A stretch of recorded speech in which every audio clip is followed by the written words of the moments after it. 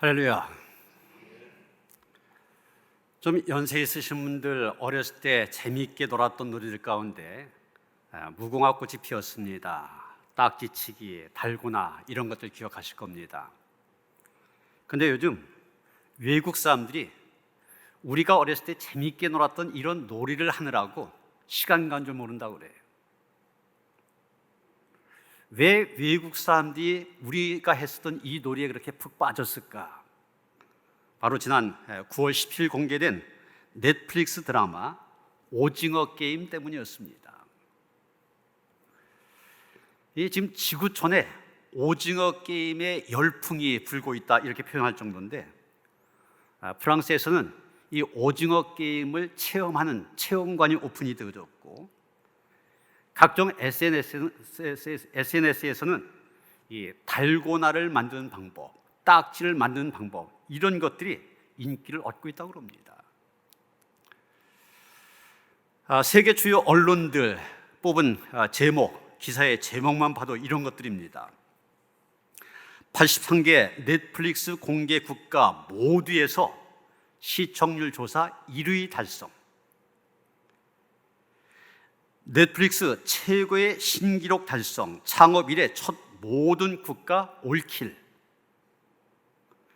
할리우드가 위협받을 만큼 한국 콘텐츠 선풍, 공개 2주 만에 8,200만 명 시청, 역사상 가장 인기 있는 드라마, 넷플릭스가 공개되지 않는 중국에서 5억 뷰를 달성. 좀 연세 있으신 분들은 이 넷플릭스가 뭔가, 사실 저도 얼마 전까지 몰랐었습니다. 설명하기 복잡한데, 하여간 이 세계적으로 드라마나 영화를 만들어서 공급하는 그런 플랫폼이라고 얘기하는데, 어쨌든 이 지금 굉장한, 얼마 전에 그 기생충, 미나리 이런 영화가 세계적으로 이 한류 문화를 만들었던 것처럼 오징어 게임이 그 뒤를 이어서 정말 한류 문화의 황금기를 계속 이어가고 있습니다. 저도 아직은 보지 못했고 내일 정도 한번 집중적으로 볼 그런 계획을 갖고 있는데, 근데 이 인터넷에 보니까 하도 이 내용들이 많이 나와 있어서 제가 한번 정리해 봤습니다. 오징어 게임이 뭔가 그랬더니 내용이 이런 겁니다. 빛에 몰려서 더 이상 갈 곳이 없는 인생 낙오자 456명이 아주 처절한 죽음의 게임을 하는 겁니다. 한 사람당 게임 상금이 1억 원입니다. 그런데 그 게임에서 졌다 하면은 목숨을 잃어버리는 것이고, 죽은 사람들의 목 1억 원이 있지 않습니까? 그것은 적립이 되어져서 죽는 사람이 많아질수록 나머지 사람들이 더 많이 상금을 받게 되는 그런 형식입니다. 그러니까 마지막 한 사람이 남게 되는데, 한 사람 남게 되는 사람은 456억 원을 받게 되는 것이죠. 그러니까 그 456억 원을 바라보면서 거기에 참가한 사람들, 죽을 힘을 다하여서 이기려고 하고, 그러다가 죽게 됩니다.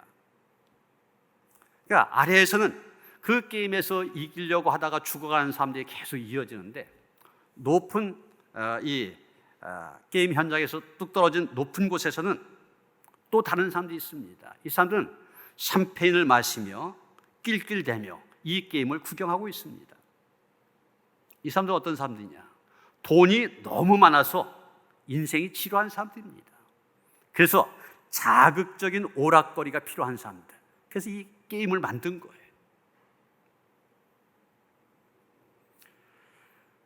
이 게임이 주는 메시지가 있습니다. 한쪽에서는 돈이 너무 없어서 파리목숨처럼 죽어갑니다. 그런데 또 한쪽에서는 돈이 너무 많아 주체를 못합니다. 이란 경제적인 양극화, 부의 불평등, 그러다 보니까 가진 사람과 갖지 못한 사람들 거리가 너무 멀고, 또 성공을 향하여서 서로가 서로를 죽여가면서 달려가는 그런 경쟁의 모습들, 여러분, 이런 것들이 바로 지금 이 시대 자본주의가 갖고 있는, 자본주의가 시대에 던져주는 부정적인 그런 모습들입니다. 바로 자본주의 시대를 살아가고 있는 우리 시대의 모습, 우리 사회의 현실입니다. 그런데 바로 이 오징어 게임에 온 세계, 전 세계가 공감을 하고 있습니다. 그 이유가 우리나라만 그렇지 않다는 얘기죠. 다른 나라들도 똑같다는 얘기입니다. 미국이나 심지어는 사회주의 국가들, 잘 산다고 하는 나라들도 비슷비슷하다 보니까 이 오징어 게임에 대해서 공감하고 전 세계 지구촌에 열풍이 불어가고 있는 것입니다. 영국의 일간지인 가디언도 바로 그것을 분명히 얘기하고 있습니다. 이 오징어 게임이 영화 기생충처럼 완전히 분리된 두 계층을 통하여서 이 현대 자본주의 사회의 불평등을 다루고 있고, 그것이 바로 이것이 흥행하는 비결이다, 그렇게 얘기하고 있습니다. 오늘 우리가 함께 본 성경의 말씀이 아모스의 말씀입니다. 그런데 우리는 이 아모스서를 볼 때 이 오징어 게임에서 말하고자 하는 불평등, 불의한 모습들 그대로 이 아모스에서 보게 됩니다. 그러면서 우리는 시대는 다르다 할지라도 이 구약 성서 시대면 언제입니까? 몇천 년 전이잖아요. 그때나 지금이나 시대는 다르다 할지라도 우리 사회가 갖고 있는 문제들은 똑같다, 이런 생각을 하게 됩니다. 선지자 아모스라고 하는 사람, 남왕국 유대에 살면서 북왕국 이스라엘에 가서 예언을 했던 사람입니다. 쉽게 말하면 이 남쪽에 살고 있는 사람이, 남한에 살고 있는 사람이 북한으로 건너가서 북한의 지도자들, 북한 사람들한테 바른 소리 하는 것과 똑같은 그런 상황입니다. 그런데 이 아모스 선지자가 살았던 시대적인 상황, 그 사회가 부패할 대로 부패했고 타락할 대로 타락했던 그런 시대였습니다. 그것은 아모스가 살고 있는 남유다나 또 그가 예언 활동했던 북이스라엘이나 마찬가지였습니다. 남쪽이나 북쪽이나 다 할 것 없이 도덕적으로, 종교적으로, 사회적으로, 경제적으로, 정치적으로 많은 문제를 안고 있었던 그런 때였습니다. 그래서 아모스 선지자는 5장 1절에 보면 이렇게 말합니다. 이스라엘 족속아, 내가 너희에게 대하여 애가로 지은 이 말을 들어라. 애가란 말, 슬픈 노래 아닙니까? 있는 그대로 말할 수가 없어서 슬픈 노래를 지어서 지금 내가 하고 있는 이 말 들으라고 한 것입니다. 어떻게 보면 오징어 게임이라는 게 그런 거잖아요. 드라마를 통하여서 지금 우리의 현실을 그대로 말하지 못하고 드라마를 통하여서 현실을 드러내고 있습니다. 지금 아모스가 그러고 있는 겁니다. 그러면서 2절에 말합니다. 처녀 이스라엘이 엎드러지며 다시 일어나지 못하리로다. 아주 무서운 하나님의 심판을 예언하고 있는 것을 보게 됩니다. 정말 아모스가 예언하던 그 시대, 인간의 탐욕이 극대화되었던 시대였다 말할 수 있을 것입니다. 우리가 아모스 여기저기에서 그런 것들을 보게 되는데, 아모스 2장 6절에 보면 이런 말씀이 나옵니다. 여호와께서 이와 같이 말씀하시되 이스라엘의 서너 가지 죄로 말미암아 내가 그 벌을 돌이키지 아니하리니 이는 그들이 은을 받고 의인을 팔며 신 한 켤레를 받고 가난한 자를 팔았다, 이렇게 말하고 있습니다. 그 다음 7절에 보면 힘없는 자의 머리를 티끌 먼지 속에 발로 밟고 연약한 자의 길을 굳게 하였다고 했습니다. 오늘 본문 가운데 11절에 보면 너희가 힘없는 자를 밟고 그에게서 미래 부당한 세를 거두었다, 이렇게 말하고 있습니다. 경제적인 정의가 완전히 무너졌습니다. 그래서 가진 사람들이 갖지 못한 사람들 더 핍박하고 힘들게 만듭니다. 사회적으로 타락하고 인간이 가지고 있는 저급하고 천박한 탐욕이 그 사회를 뒤덮고 있는 그런 시대, 아모스는 그런 시대를 살아가면서 그 시대를 향하여 하나님의 말씀을 전하고 있는 것입니다. 요즘에 SNS나 온라인 커뮤니티에서 많이 볼 수 있는 이런 말이 있습니다. 곽상도 아들로 못 태어난 게 죄다. 젊은이들이 하는 얘기입니다. 이 곽상도 전 의원의 아들이 이제 우리 나이로 32살인데 그가 하천대위에서 일한 기간은 7년 정도입니다. 마지막으로 받았던 월급이 383만 원. 보통 청년들이었다면 퇴직금 한 2,200만 원에서 2,500만 원 정도 받을 수 있습니다. 그런데 얼마를 받았습니까? 50억 원을 받았잖아요. 50억 원.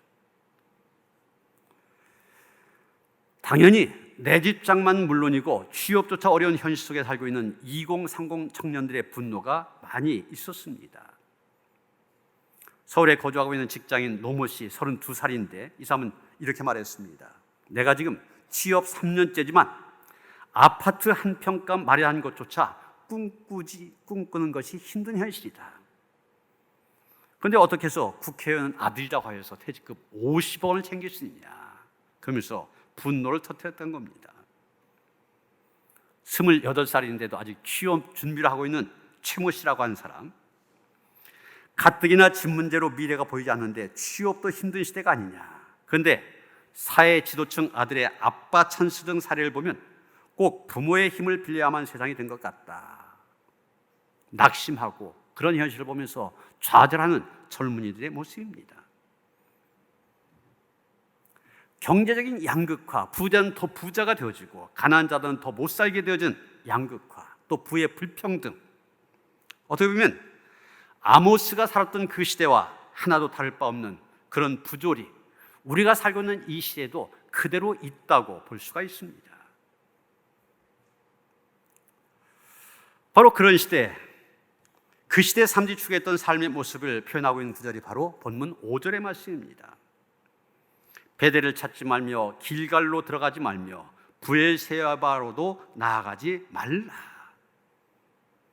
아모스 선지자는 이스라엘 백성들에게 베델과 길갈, 브엘세바로 찾지 말고 거기로도 나가지도 말라고 간곡하게 권면하고 있습니다. 우리나라가 일제의 압박에서 해방되어지고 난 다음에 북쪽에는 소련군이 들어왔었고 또 남쪽에는 미군들이 들어왔습니다. 그 일본은 자기 나라 섬으로 돌아갔었죠. 그때 유행했던 말이 있습니다. 그 시대의 정신을, 또 그 시대의 국제 정세를 잘 반영한 말이었습니다. 뭐라고 했으냐면, 미국 놈들 믿지 말고 소련 놈들에게 속지 말고 일본 놈 다시 일어난다, 이런 말이었습니다. 이 국제 정세라고 하는 것은 냉엄하다고 하는 것이죠. 자기 나라의 이익 앞에서는 뭐 우방이고 이런 거 없습니다. 그러니까 정신 바싹 차리고 눈 부릅뜨고 현실을 제대로 봐야 된다는 얘기입니다. 아모스도 그런 의미에서 베델을 찾지 말며 길갈로 들어가지 말며 브엘세바로도 나가지 말라고 말하지 않았나 생각하게 됩니다. 왜 베델을 찾지 말라고 했습니까? 먼저 베델이라고 하는 것이 어떤 곳이냐면은 베델은 원래 하나님을 만났던 곳입니다. 이스라엘 조상이 되는 야곱이 자기 아버지를 속이고 자기 형님까지 속이고 그래서 결국 멀리 망명길을 가게 되는데 허벌판에서 밤이 되어져서 돌베개를 하고 잠을 자게 됩니다. 그때 하나님의 전사들이 사닥다리를 타고 오르락내리락 하는 것을 꿈에서 보고 그런 다음에 깨어서 말합니다. 두렵도다 이곳이요 여기가 하나님의 집이다. 그러면서 그곳 이름을 베델이라 이렇게 지었다고 그랬어요. 그래서 베델, 하나님의 집입니다. 베델, 성소가 되어진 것입니다. 거룩한 장소가 되어진 거예요. 그런데 나중에 이제 역사가 바뀌고 난 다음에 이스라엘이 남과 북으로 분단이 되어집니다. 북쪽을 통치하는 왕이 가만히 보니까 성전은 예루살렘에 있지 않습니까? 그러니까 이 북쪽에 있는 사람들의 마음이 자꾸 예루살렘을 향해서 가려고 그래요. 그래서 그것을 방지하게 하나의 술책을 씁니다.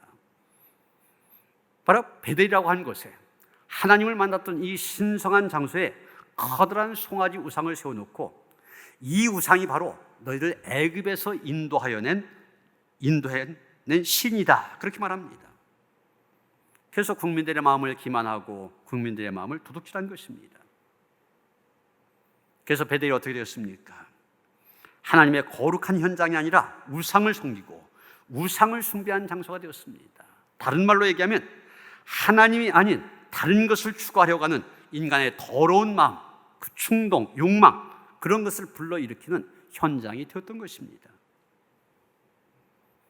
그러기에 베델을 찾지 말라는 말은 쉽게 말하면 우상 숭배 현장을 찾지 말라, 이런 뜻이 되지만 좀 더 나아가서 깊이 보면 너희들이 어떤 어려움을 만났을 때 하나님이 아닌 그 무엇을 의존하려고 하지 말아라, 이런 의미가 담겨 있는 것입니다. 그 다음 길갈로 들어가지 말라고 했습니다.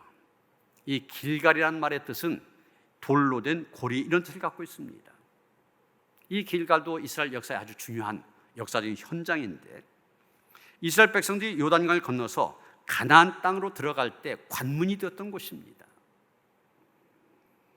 요단강을 건너고 난 뒤에 요단강에서 돌 12개를 취하여 이 길갈에 돌무더기를 쌓고 기념비를 만들었던 곳, 그것이 바로 길갈입니다. 나중에 또 이 길갈은 여호수아를 통해서 이스라엘 백성들이 승리와 기쁨을 맛보았던 그런 현장이 되기도 하였습니다. 여러분, 우리가 인생을 살다 보면 이겨야 될 때가 있습니다. 반드시 이겨야 될 때가 있습니다. 그런데 우리가 싸움을 한다고 할 때 정직하고 올바른 방법을 통해서 이겨야 되는데 다른 방법을 통해서 이기려고 합니다. 그래서 소위 꼼수를 쓴다든지 상대방을 기만한다든지 불의한 방법을 통해서 이겨갈 때가 있습니다. 길갈로 들어가지 마라, 이게 무슨 뜻이냐? 바로 우리의 마음속에 자리 잡고 있는 지나친 승보욕에 집착하지 말라, 너무 이기려고만 하지 말라, 이런 의미로 우리가 받아들일 수 있을 것입니다. 그 다음 브엘세바로 나가지 말라고 했습니다. 이 브엘세바란 말은 7개의 우물, 이런 뜻을 갖고 있습니다. 우리나라는 물이 흔한 나라입니다. 수도꼭지만 들면 콸콸 나옵니다. 물이 풍부한 나라. 그러나 이스라엘은 이 사막지대이기 때문에 아주 물이 귀한 나라입니다. 그래서 우리는 저 사람이 부자냐 아니냐, 그걸 따질 때 땅을 얼마 가졌냐, 이걸 갖고 따지지만은 이스라엘 백성들은 그게 아니라 우물을 몇 개를 갖고 있냐, 이것이 그 사람이 부자냐 아니냐 기준이 되어집니다. 우물을 가진 사람 자체가, 하나로 가진 사람 부자입니다. 그런데 7개나 되는 우물을 갖고 있다, 얼마 부자겠습니까? 그래서 브엘세바, 우물이 7개라고 한 말의 뜻은 풍요와 부유함을 상징한 것입니다. 아마 이스라엘 백성들 경제적으로 어려움을 당하면 이 풍요의 상징인 브엘세바를 찾았던 것으로 보여집니다. 사람 누구나 잘 살고 싶다는 욕망을 갖고 있습니다. 그런데 그 욕망이 너무 지나칠 때 많은 무리수를 두게 됩니다. 브엘세바를 찾지 말라, 바로 그러지 말라는 것입니다. 너무 풍요한 것에, 물질의 풍요에 욕심을 두지 말라는 얘기입니다. 아모스 선지자는 분명히 말합니다. 베델을 찾지 말고 길갈로 들어가지 말고 브엘세바로 나가지 말라. 그러면 어디로 가야 되냐? 6절에 말합니다. 너희는 여호와를 찾아라, 그리하면 살리라.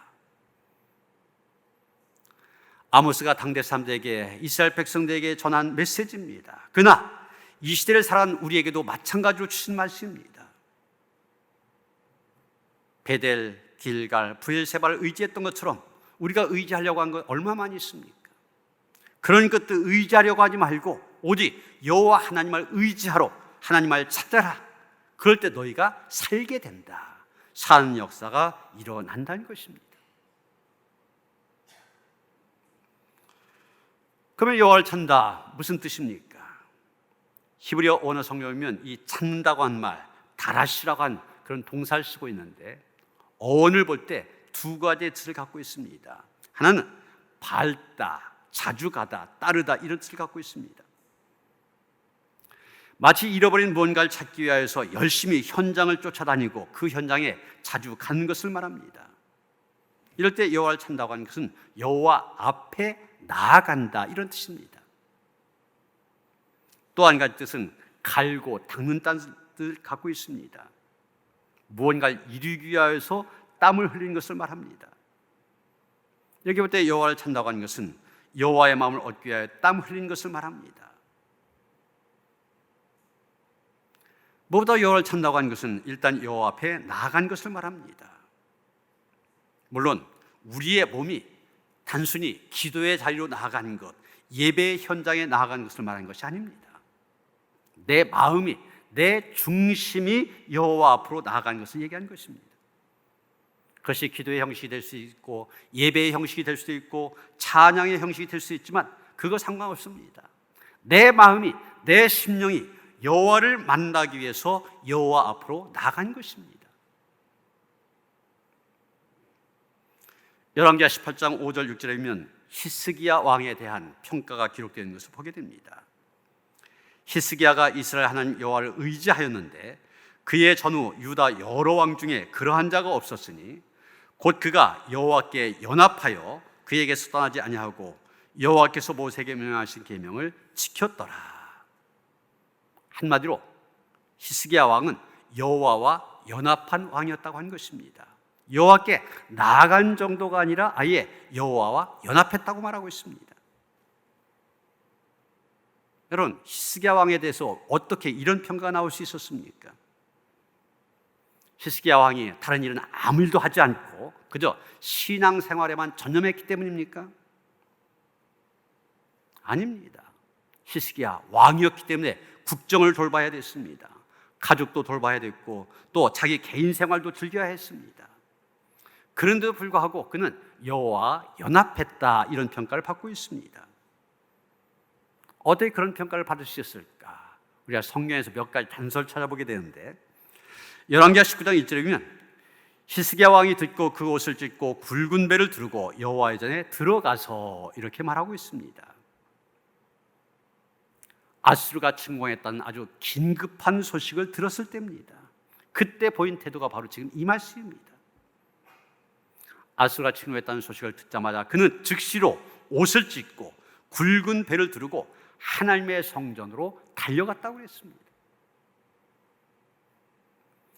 그리고 열왕기하 20장 2절에 보면 이런 말씀이 나옵니다. 히스기야가 낯을 벽으로 향하고 여호와께 기도하여 가로되, 지금 히스기야가 병이 들어 죽게 되었습니다. 이사야 선지자가 당신 죽게 된다고, 그것이 하나님의 뜻이라고 하나님의 말씀을 전했습니다. 그 소리를 듣고 히스기야가 한 일이 바로 그것입니다. 벽을 향해 낯을 돌리고 기도하기 시작하였습니다. 몸이 불편하여 병들어서 성전까지 나가지 못했지만 즉각적으로 벽을 향하여 기도하기 시작한 것입니다. 여러분, 바로 이것입니다. 히스기야는 늘 그 마음이 하나님께로 가 있었습니다. 문제만 생겼다면 제일 먼저 하나님께로 달려갔습니다. 하나님께 의논을 드렸습니다. 하나님의 뜻을 구하였습니다. 마치 우리 눈이 외부에서 어떤 자극이 오면은 반사적으로 눈을 감지 않습니까? 히스기야 왕이 그랬습니다. 문제만 생겼다면 반사적으로 여호와 앞에 달려간 것입니다. 그래서 히스기야는 결국 살았습니다. 아수르로부터 나라도 구하였습니다. 죽을 목숨도 건져서 15년이나 인생을 더 살게 됩니다. 여러분, 하나님의 백성들의 살 길은 다른 데 있지 않습니다. 바로 여호와께 나아가는 데 있습니다. 다른 곳에 길이 있는 것이 아닙니다. 플로리다에서 목회하고 있는 감리교 목사인 빌리 류터라고 하는 목사님이 다락방이라는 조그만 잡지에 자기 아버지에 대한 글을 실었습니다. 1930년대 미국 대공황이 일어났을 때입니다. 먹을 것이 없다 보니 어머니와 삼남매는 구세군 급식소에서 겨우 거기에서 나눠준 음식을 통하여 연명을 했습니다. 아버지는 알코올 중독자에다가 도박 중독자였습니다. 어머니의 말씀에 의하면 아버지는 6살이었던 자기와 밑으로 두 남매를 바라보며 이것이 마지막이 될 것 같군 한마디를 남기고 집을 나갔다는 것입니다. 그는 도박하다가 진 빚을 갚기 위하여 도둑질을 하였고 경찰서에도 드나들게 됩니다. 그러다가 그 아버지 도저히 할 수 없어서 자살하려고 하는데 그것을 마침 어머니가 발견하고 눈물 흘리면서 함께 교회 가자고 애원을 합니다. 그런 못된 아버지, 인생의 밑바닥까지 떨어졌던 쓰레기 인간이 예수를 믿고 자기의 남은 생에 하나님께 바치겠다 고백하였으며 완전히 새 사람이 되었습니다. 그는 초등학교 2학년밖에 다니지 않은 무학이었습니다. 그런데 성경 말씀 500절을 암송하고 매일 저녁 유치장, 교도소, 병원을 방문하여 전도하는 사람이 되었고, 결국 그의 아들 미국 대교회의 목회자로 만들었던 것입니다. 여러분, 하나님을 찾으면 자살할 수밖에 없는 그런 상황을 만난 사람에게도 살 길이 열립니다. 그래서 아모스 선지자 말합니다. 하나님을 찾으라, 그러면 살리라. 그런데 여호와께 나아가되 얼마 빨리 나아가냐가 중요합니다. 히스기야처럼 반사적으로 나아갈 때 즉시 살 길이 열립니다. 가만히 보면 하다 안 돼서 마지막으로 나간 사람들이 있습니다. 고생하다 나중에 살 길을 겨우 찾는 사람들이 있습니다. 아닙니다. 바로 나가야 됩니다. 여호와를 찾는다고 한 것, 구체적인 삶 속에서 어떻게 해야 될지 본문 14절 15절에 나오고 있습니다. 14절에 보시면 너희는 살려면 선을 구하고 악을 구하지 말지어다 그랬고, 15절에면 너희는 악을 미워하고 선을 사랑하며 성문에서 정의를 세울지어다 이렇게 말하고 있습니다. 여호와를 찾는다고 한 것, 구체적인 우리의 삶 속에서 어떻게 나타나야 되느냐? 선을 사랑하고 악을 미워하는 것으로 나타나야 됩니다. 그런데 여러분, 성경에서 말하는 선이 무엇입니까? 단순히 착하고 올바른 일을 하는 것, 그것을 선이라고 말하지 않습니다. 시편 106편 1절에 보면 할렐루야 여호와께 감사하라, 그는 선하시며 그 인자하심이 영원하심이로다 이렇게 말하고 있습니다. 하나님께서 자기 자신이 선하시다고 말씀하십니다. 그렇다면 그런 선하신 하나님께서 말씀하신 그대로 사는 것이 바로 선입니다. 그래서 누구든지 진정으로 살기 원한다면 하나님을 구하고 하나님을 경외하기를 힘써야 됩니다. 그리고 하나님의 뜻에 순복한 삶을 살아야 됩니다. 그렇다면 하나님을 찾는다고 하는 건 우리의 삶 가운데서 하나님의 뜻을 찾는 것입니다. 하나님이 기뻐하신 것이 무엇인지, 하나님이 미워하신 것이 무엇인지 그것을 찾는 것입니다. 그래서 하나님께서 기뻐하신 것이라면, 하나님께서 인정하신 것이라면 그것이 아무리 힘들어도, 아무리 손해가 난다 할지라도 힘써 감당하는 것입니다. 마태복음 7장 21절을 보면 예수님께서 분명히 또 확고하게 말씀하신 것이 있습니다. 나더러 주여 주여 하는 자마다 다 천국에 들어갈 것이 아니요 다만 하늘에 계신 내 아버지의 뜻대로 행한 자라야 들어가리라. 이 악한 시대에 우리가 살 수 있는 길, 주여 주여 외치는 데만 있지 않다는 얘기입니다. 하나님의 뜻을 찾아야 됩니다. 아무리 세상 사람들의 눈에는 이상하게 보인다 할지라도 하나님의 뜻대로 살아야 됩니다. 하나님의 말씀에 토달지 말고 하나님의 말씀에 순종하며 살아야 됩니다. 세상 사람들 자기의 손익 계산에 따라 정의를 팽개치고 돈의 노예가 되어 살고 점점 그 마음이 강팍해져 간다 할지라도 믿음으로 살아가는 우리들, 세상 방식대로 살지 않고 하나님의 말씀을 따라 바르게 살고 정의롭게 살고 선을 행하며 또 사랑을 베풀며 살아야 하는 것입니다.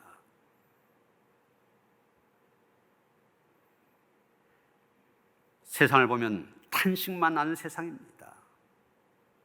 여러분, 우리가 신문이나 TV 뉴스를 보면 어떻게 이럴 수 있을까? 세상이 그렇지 않습니까? 점점 악해진 세상.